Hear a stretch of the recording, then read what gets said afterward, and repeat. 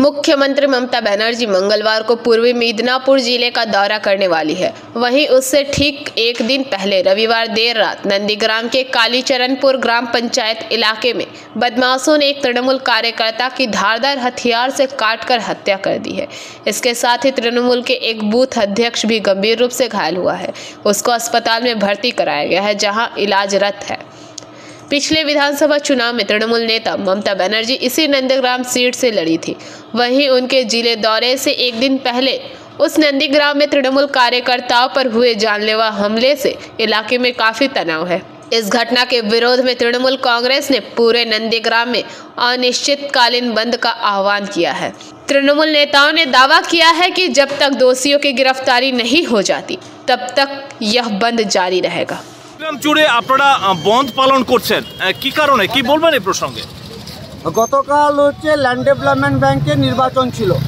সেই নির্বাচনে মানুষ গণতান্ত্রিকভাবে এবং শৃঙ্খলা মেনে ভোট দিচ্ছিলেন, কিন্তু আমরা দেখতে পেলাম সেই নির্বাচন ক্ষেত্রে দিব্যেন্দু অধিকারীর প্রবেশ এবং বিজেপি ছোড়া বোম্বিংয়ে পুরো এলাকা কেঁপে যাওয়া, এই দুটো মিলে যাওয়ার ফলে খেজুরি এবং কাঁথি থেকে প্রচুর পরিমাণ বহিরাগত হারমাদ এবং জল্লাদদের নিয়ে এসে গতকাল সারা রাত নন্দীগ্রামের বিভিন্ন অঞ্চলে, বিভিন্ন পাড়ায়, বিভিন্ন বুথে তারা অত্যাচার করেছে এবং তারা নিষ্পেষণ করেছে।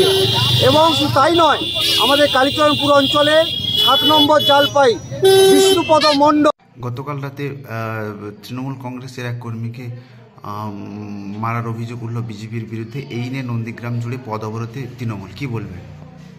ঘটনাটা শুনেছি, তো এই ঘটনার সঙ্গে ভারতীয় জনতা পার্টির কেউ যুক্ত নয়। এটা সম্পূর্ণ তাদের পারিবারিক বিষয় ছিল এবং দুজনই মদ্যপায়ী, মাতাল অবস্থায় যা ঘটনা ঘটেছে। পুলিশ আছে, তদন্ত করুক আর কীভাবে কী ঘটনা ঘটেছে।